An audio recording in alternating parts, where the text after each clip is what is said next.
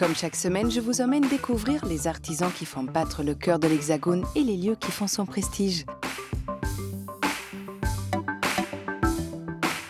Aujourd'hui, dans Version française, découverte du domaine de Malagar, au cœur de la Gironde, qui fut la résidence de l'auteur François Mauriac. Celui qui régale nos yeux et nos papilles avec ses étoiles et talents culinaires, c'est notre invité Frédéric Anton. Souvent moquée, la mode des années 2000 revient en force. Retour sur son parcours tumultueux au sein de la fashion sphère. Le verre se plie aux envies de Catherine Dubon qui transforme ce matériau en véritable œuvre d'art dans le geste. Mais avant de retrouver le chef Frédéric Anton, voici mes 3 coups de cœur de la semaine d'un point de vue.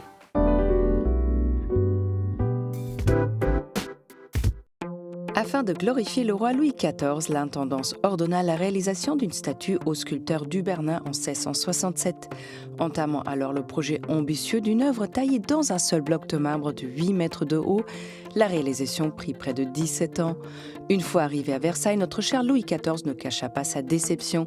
La jugeant trop baroque et trop contournée, il ordonna alors sa destruction, avant de se raviser et de la faire installer au fond des jardins, ce qui lui a valu d'être épargné pendant la Révolution. L'or a toujours fasciné, ornant les mosaïques byzantines ou les parures aztèques, sublimant les monochromes de Klein ou s'invitant dans l'art kitsch de Kunz, il a envahi l'art sous toutes ses formes. Dans Hors de Toutankhamon à Andy Warhol, on revient sur l'histoire et l'usage de ce matériau qui fut aussi bien utilisé comme symbole de richesse que pour dénoncer notre société de consommation, mettant ainsi notre fascination face à ces contradictions. Du luxe au fil des pages. Si les origines de la toque de cuisinier se trouvent dans les abîmes des siècles passés, celle que nous connaissons aujourd'hui fut inventée par Marie-Antoine Carême en 1821. Constituée d'un anneau de papier à sa base pour la rendre plus rigide, elle permettait d'évacuer la chaleur de la tête plus rapidement. La légende raconte même que le nombre de ces plis correspondrait au nombre de façons dont le chef peut préparer un œuf, le maximum étant de 100, de quoi perdre la tête.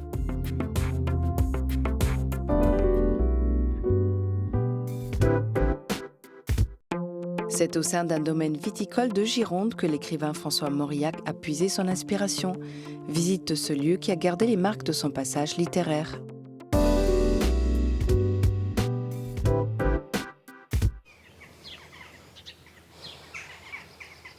François Mauriac, donc on hérite en 1927. C'est une maison qui est une maison familiale. Il l'appellera, il écrira d'ailleurs que c'est sa maison des champs, puisqu'il habitait Paris le reste de l'année, mais il venait au printemps pour Pâques, l'été et le temps des vendanges auquel il tenait tout particulièrement. Non loin de Bordeaux, dans la campagne girondine, François Mauriac, célèbre académicien, auteur et prix Nobel de littérature en 1952, a jeté son dévolu sur le domaine de Malagar, hérité de son grand-père. Acheté par sa famille après la Révolution française, François Mauriac est très investi dans l'aménagement du domaine et il endosse même le rôle de paysagiste pour façonner le parc de plus de 4 hectares. Et notamment, on peut apercevoir cette allée de charmilles avec en fond la cour intérieure de la maison et le tilleul. Ces charmilles, à l'époque des grands-parents et arrière-grands-parents de François Mauriac, se rejoignaient en une voûte. C'est François Mauriac qui les a fait tailler de manière rectiligne pour avoir la vue d'ensemble et traversante des coteaux de la Benauge au sud Gironde et au Pin des Landes. Allées de cyprès inspirées de la Provence, arbres centenaires et balcons plongeant sur la campagne viticole, cette nature était une véritable source d'inspiration pour l'auteur. C'est un endroit très précieux pour François Mauriac, puisqu'on a une vue donc, à 180 degrés sur le sud Gironde et la ligne des pins de la forêt des Landes. C'est le paysage de son enfance. Ici, c'est plutôt le domaine qu'il a découvert adolescent. Et c'est ici même, assis sur ce banc, que François Mauriac a écrit ses blocs-notes, publiés au Figaro littéraire, puis dans l'Express. Autre source d'inspiration que les adeptes de littérature reconnaîtront lors de la visite, les pièces de la maison, largement reproduites dans ses romans. Et notamment cette pièce qu'on appelle la souillarde, qui vient du mot salle, c'est-à-dire qu'on faisait tout ce qui était vaisselle, préparation culinaire dans une petite pièce. Ces deux pièces, la cuisine et la souillarde, on les retrouve dans le roman Le Sagouin. Les pièces, mais également les objets. Malaga est à l'image de François Mauriac, comme il l'a voulu et comme il est lui, c'est-à-dire simple, sans excentricité, mais toujours avec des objets auxquels il est attaché et qui sont présents dans les romans. On peut voir ici donc un service en opaline que l'on retrouvera dans le terrible roman Génitrix, qui a pour cadre le château de Langon, le château des Mauriac à Langon. Mais les opalines sont ici, un héritage aussi, et elles teintent dans le roman. Ces opalines, mais aussi ce bureau sur lequel il a écrit Le nœud de vipère, pour lequel il a reçu le prix Nobel de littérature. Véritable maison de famille, dans chacune des pièces, on peut retrouver des portraits peints de son entourage, mais également des photographies. Il y a toute cette présence ici, à la fois des amitiés littéraires, mais aussi de la famille peinte par des amis artistes. Quelques portraits que vous retrouverez donc de son père, de sa mère et de sa sœur, et de son frère l'abbé Jean. Et ici, rien n'a bougé.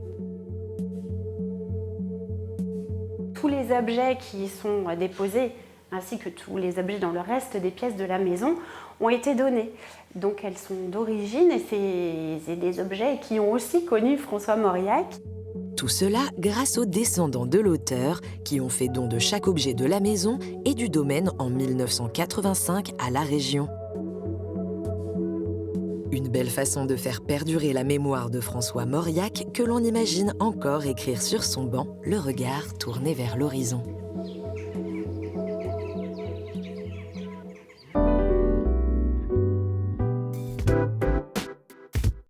Du sommet de la Tour Eiffel jusqu'au cœur du bois de Boulogne, Frédéric Anton ne craint pas la hauteur. Le chef aux yeux pleins d'étoiles nous a ouvert les portes de ses cuisines.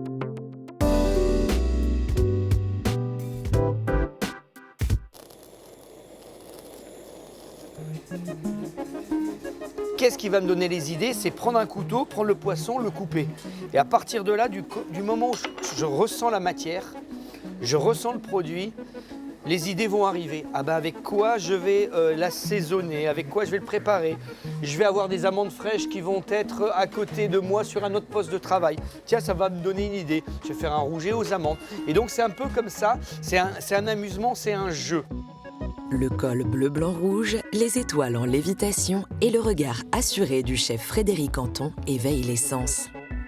Sa cuisine triplement étoilée au Pré-Catelan à Paris et son étoile au Jules Verne qui culmine au sommet de la Tour Eiffel en font l'un des chefs les plus renommés de France. Et si le cuisinier continue à émerveiller les papilles de ses clients et à sans cesse se renouveler, c'est grâce à son amour des produits. Et pour Frédéric Anton, il n'y a pas de produit plus noble qu'un autre. Chaque ingrédient a une place de choix dans ses plats, comme les échalotes de Monsieur Caillot, producteur de la Marne, qui le fournit régulièrement. C'est vraiment un produit qui est magnifique. C'est magique. Et aussi bien sur le produit, sur la texture, sur le goût. Et ça déploie un parfum tellement extraordinaire que je pense que le lièvre ne serait pas aussi bon que ça si on n'avait pas ces échalotes-là. Parce qu'elles sont confites dans le vin rouge et après elles apportent ce goût et sa puissance dans la sauce qui fait que c'est assez magique. Lorsqu'il prépare une bouillabaisse ou un pigeon, Frédéric Anton ne se contente pas de les cuisiner. Il les sublime avec des associations de goûts parfois inattendues. Amandes grillées et rougées ou encore pigeons et anchois. Et cet amour pour la création et pour le produit, Frédéric met un point d'honneur à les transmettre à sa brigade. Étant meilleur ouvrier de France, c'est la transmission du savoir à nos collaborateurs qui permet au quotidien de faire un travail parfait. Et puis eux, ça leur permet justement d'apprendre et d'évoluer et puis après s'en servir plus tard.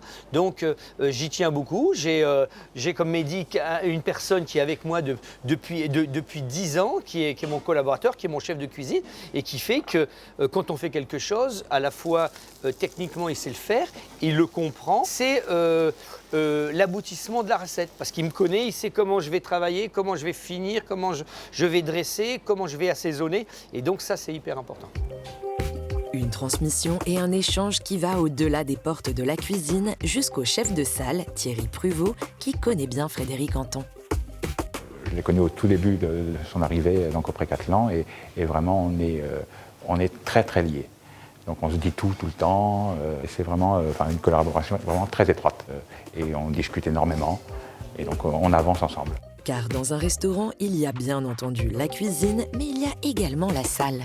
La salle est aussi importante de toute façon que la cuisine parce que souvent on dose d'une façon ou d'une autre, c'est plus la cuisine qui fait. Non, l'assiette bien sûr, elle est là, elle est importante et le client est venu pour ça. Mais aussi il est venu pour un lieu, pour un bien-être. Il faut qu'il y ait une harmonie totale entre la salle et la cuisine. Et moi je pense que j'ai cette proximité, d'accord, aussi bien avec mes équipes de cuisine et mes équipes de salle, à faire justement fédérer le travail que l'on fait au quotidien tous les jours.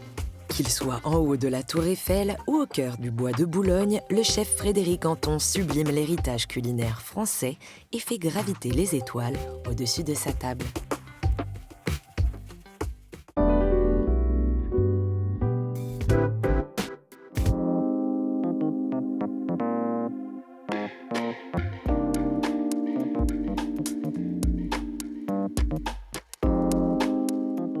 Bonjour Frédéric. Bonjour. Frédéric, vous êtes né dans les Vosges et le projet de départ c'était l'ébénisterie, mais ça n'a pas pu se faire. Ouais, ça a été. J'étais passionné par tous les métiers qui étaient manuels et étant dans les Vosges, au milieu des bois, des forêts, j'étais assez passionné par justement un morceau de bois et le travailler, le transformer et en faire une œuvre d'art. Et quand je suis rentré en cuisine, je me suis rendu compte que c'était exactement la même chose. Et dès que j'ai compris ça, la cuisine pour moi était une facilité et une passion. Alors, après plusieurs maisons, vous êtes rentré chez Joël Robuchon pendant 7 ans et vous avez dit cette très jolie phrase, c'était comme rentrer dans une cathédrale tous les jours. Tout à fait, c'est parce que je rentrais dans ce restaurant qui s'appelait Le Jamin, qui était une institution, qui est devenu le plus grand restaurant du monde, c'était quelque chose de planétaire, et tu côtoies Joël Robuchon tous les jours pendant 7 ans. Et là, c'est quelque chose de magique, parce que il a une façon de comprendre, de travailler, d'explorer le produit et de le transformer que personne n'a, parce qu'il va toujours plus loin. Et donc oui, côtoyer cet homme, ce chef qui pour moi est le plus grand cuisinier du monde, c'est magique. Et bien sûr, ça m'a apporté énormément pour la suite. Alors comme vous dites, il y a cette justesse en cuisine, il y a beaucoup de rigueur, beaucoup de travail, beaucoup de régularité. Comment on obtient 3 étoiles ? Alors on obtient 3 étoiles par justement la régularité.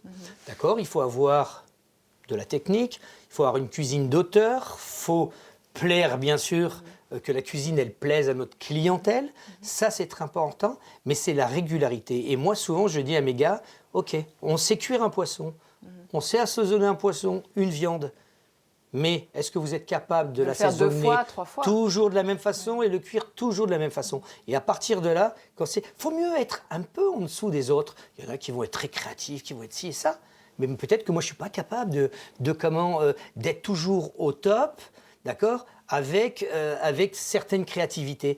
Je préfère descendre un petit peu mon niveau, d'accord, mais toujours être régulier. Et là, tu viens, tu manges et tu dis, c'est bon. Et du premier client au dernier client, à toutes les tables, il faut que ça soit la même chose. Et ça, c'est quelque chose qui, pour moi, est important pour avoir 3 étoiles. Et je pense que je l'ai appliqué à un bon moment et qui a fait que, très peu de temps après, on obtenait la 3e étoile. 2 fois par jour, vous êtes soumis à une pression assez forte. Vous avez 3 étoiles, vous avez parlé de la régularité, il faut maintenir ce niveau, ce standing.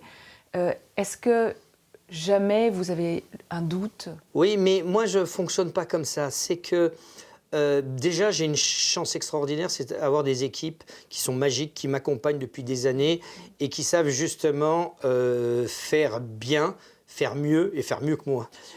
Après, moi je me dis tous les jours, on fait à manger, on fait de la popote, fait à manger aux clients tous les jours, comme on pourrait faire manger à la maison.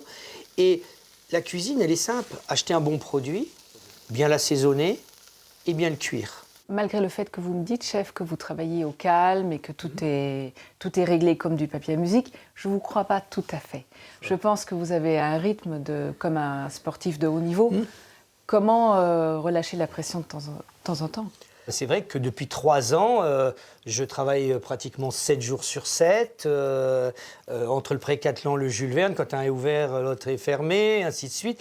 Mais j'ai cette chance d'être au Pré-Cattelan, d'être dans le bois de Boulogne, d'être en plein cœur de la nature.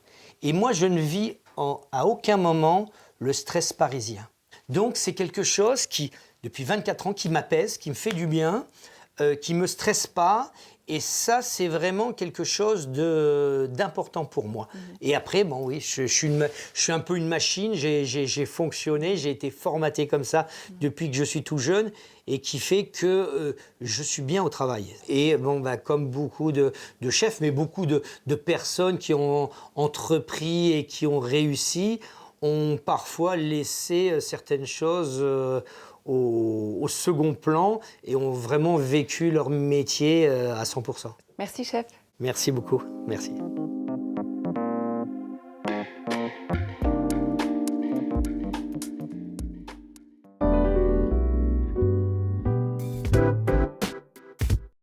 Elle est audacieuse et a souvent fait grincer les dents avant de faire son grand comeback ces dernières années. C'est la mode des années 2000 qu'on a décryptée pour vous.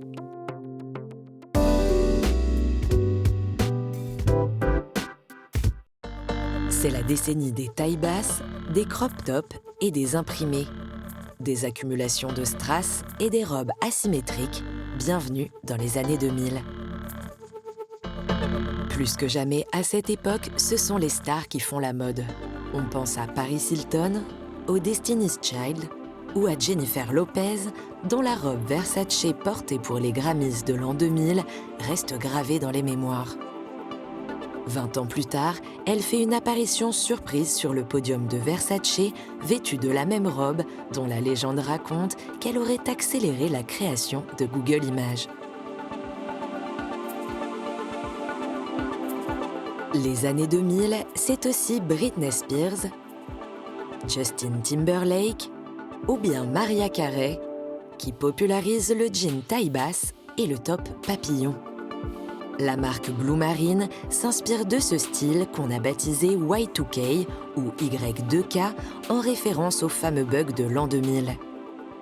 Sa collection hiver 2021 reprend tous les codes de l'époque au détail près, des fourrures de couleur aux ceintures XXL, en passant par les colliers choker, les casquettes, les jeans délavés et les strass. La mode est sexy, provocante et flirte avec le mauvais goût. Une féminité acidulée, bercée aux comédies romantiques et à leurs histoires à l'eau de rose.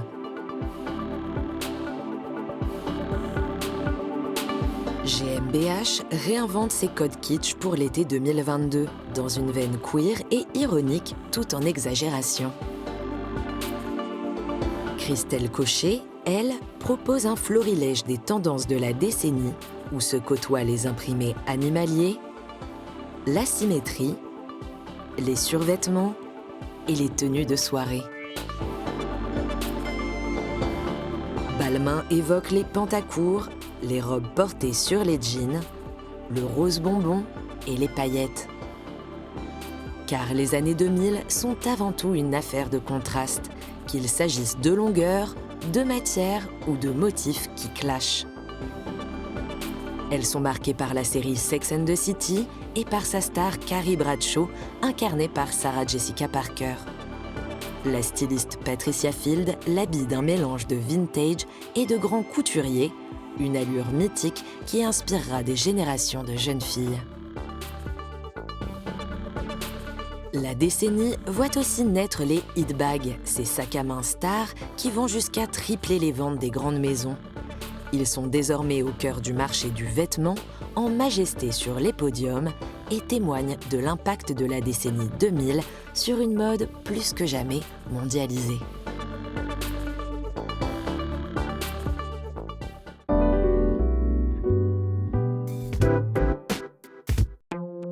Catherine Dubon modèle le verre grâce à la technique du fusing. Elle joue avec les matières et la transparence en s'inspirant de la nature. C'est le geste.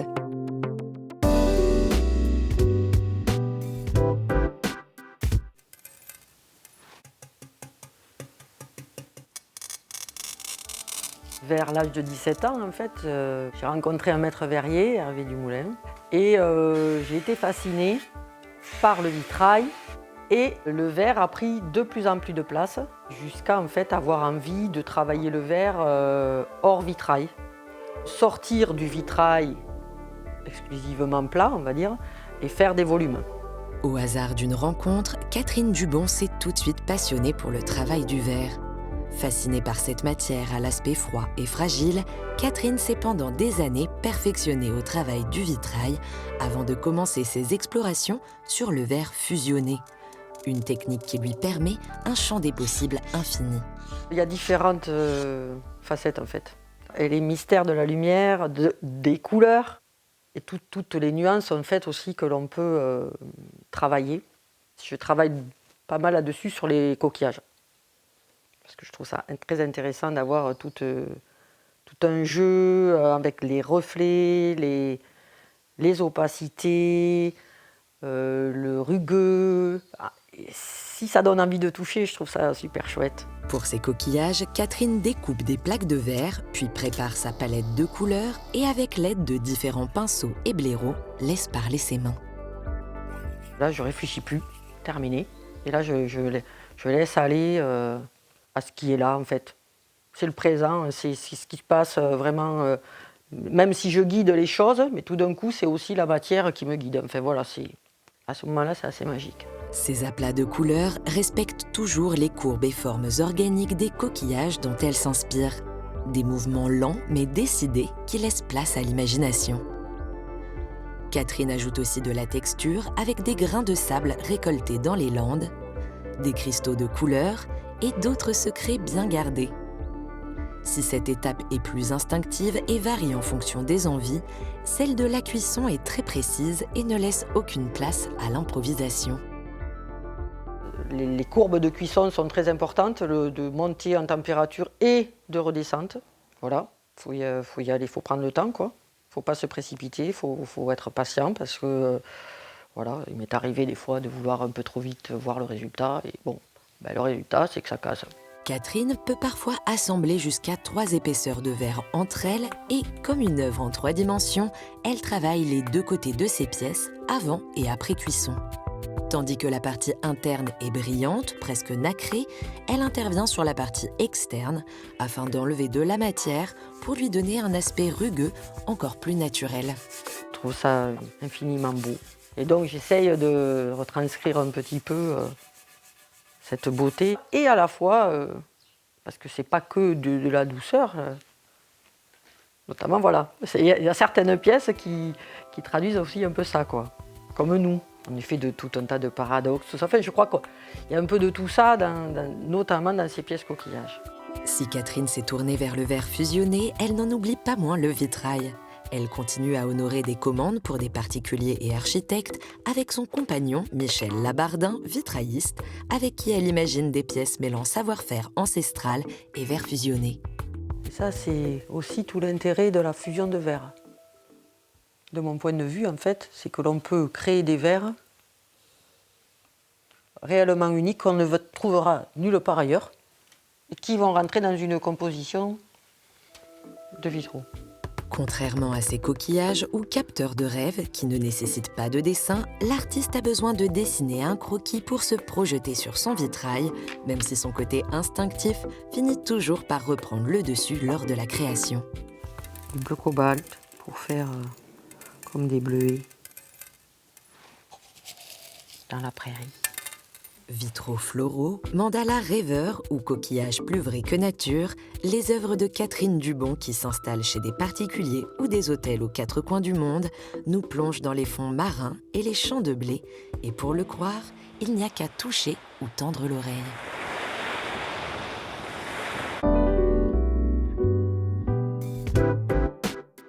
Version française est déjà terminée, mais on se retrouve très vite pour toujours plus de découvertes. Bye!